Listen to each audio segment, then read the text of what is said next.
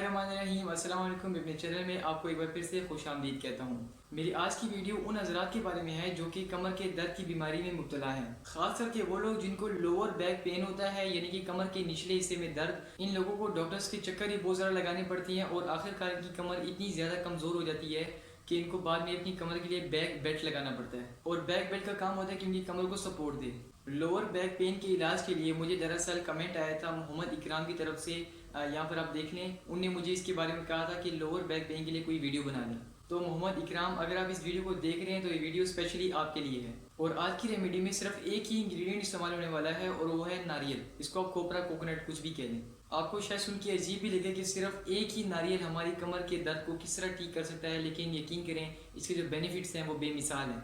इस रेमेडी को बेसिकली दो लोगों ने इस्तेमाल किया है। सबसे पहले जो थी वो थी दर्जन, और उनका क्या काम था कि वो सारे जो दिन था ना वो कपड़े सिलाई करती थी, और कपड़े सिलाई करने के 22 जून की जो कमर थी उनके अंदर एक खम आ गया, जिसकी वजह से उनकी कमर जो थी वो बिल्कुल बेंड हो गई, यानी कि बहुत ज़्यादा दर्द करती थी अगर वो अपनी कमर को सीधा करती थी। और जो दूसरा शख्स था उसकी जो रीढ़ की हड्डी थी उसके अंदर कमज़ोरी आ गई थी, जिसके बाईस डॉक्टर ने इसको रिकमेंड किया कि आप बैक बेल्ट को पहने।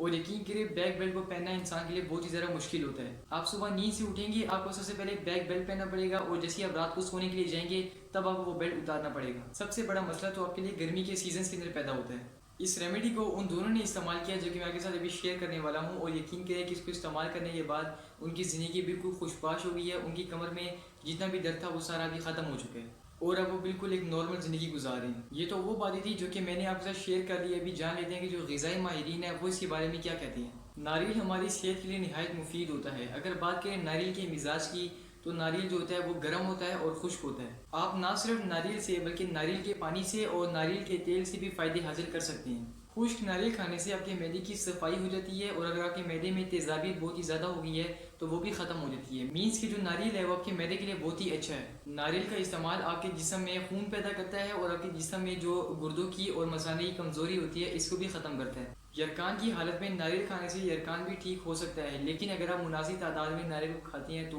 मुनासिब तादाद से मुराद है कि ना आप हद से ज़्यादा खाएं और ना ही हद से कम खाएं। बाय द वे, अगर आपने नारियल के ऑयल के बारे में कोई वीडियो देखनी है तो मैंने इस पर वीडियो बनाई हुई है, मैं आपको इसका लिंक नीचे डिस्क्रिप्शन में दे दूंगा, आप वहाँ से जाकर देख सकती हैं। नारियल आपके दौरानिया खून को, यानी कि जो आपका ब्लड सर्कुलेशन होता है इसको भी तेज़ करता है।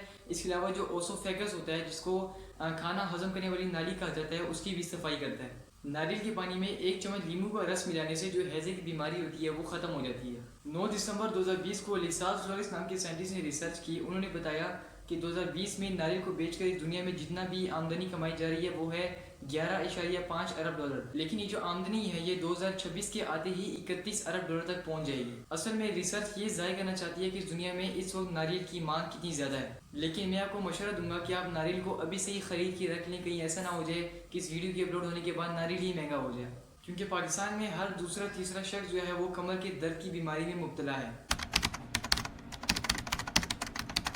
इस रेमेडी को बनाने के लिए हमें जो सी चीज़ें चाहिए एक बार उनकी भी नज़र डाल लेते हैं। सबसे पहले हमें चाहिए होगा फ़िल्टर्ड पानी, यानी कि ऐसा पानी जो कि फ़िल्टर्ड हो, तमाम इम्प्योरिटी से पाक हो। अगर आपके घर फ़िल्टर का पानी नहीं है तो फिर अपने पानी को एक बार उबाल लेना है, और उबालने के बाद उसको ठंडा कर लेना, तो फ़िल्टर का जो पानी होगा वो बन जाएगा। उसके बाद हमें चाहिए एक मिट्टी का गिलास।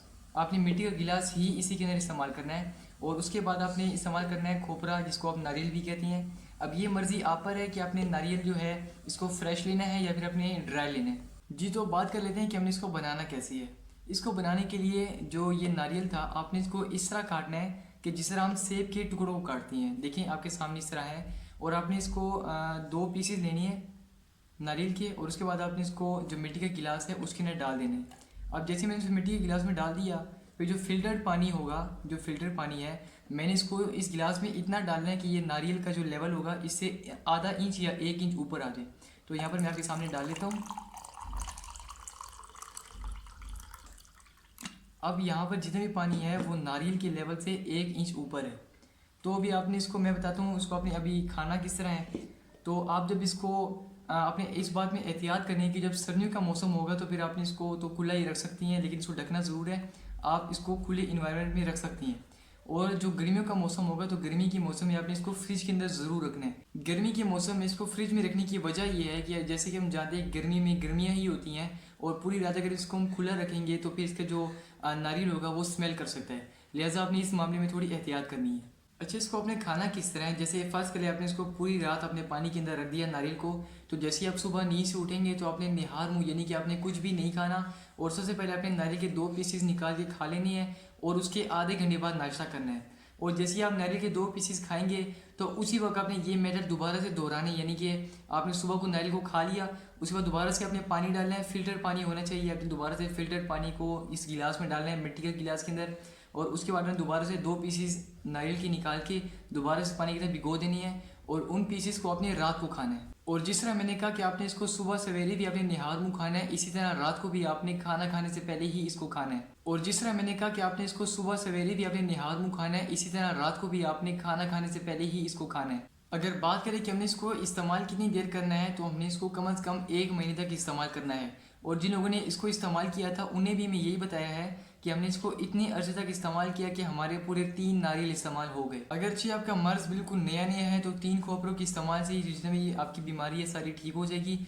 लेकिन अगर आपका मर्ज थोड़ा पुराना सा है, आपको बीमारी थोड़ी बहुत ज़्यादा टाइम से है, तो फिर आपको थोड़ा सा टाइम लग सकता है, लेकिन ये वर्क ज़रूर करेगा। मैं आपको पूरी गारंटी के साथ कहता हूँ कि आप इसको 1 महीने तक इस्तेमाल करें, आप बिल्कुल फिट हो जाएंगे। जी तो फ्रेंड्स, यही थी आज की रेमेडी। मुझे उम्मीद है आपको अच्छे से समझ आई होगी, लेकिन अगर आपके जहन में कोई भी सवाल रह गया है तो आप मुझसे कमेंट सेक्शन में पूछ सकते हैं, मैं आपको इसका जवाब दूंगा। जहाँ पर आप डॉक्टर्स को 3-3 हज़ार की फीसें देते हैं, वहाँ पर बेहतर तो यही है कि आप इसी रेमेडी को इस्तेमाल करें और अपनी हड्डियों को मजबूत करें और कमर के दर्द से निजात हासिल करें। मैं उम्मीद करता हूँ कि आप इस रेमेडी से फ़ायदा ज़रूर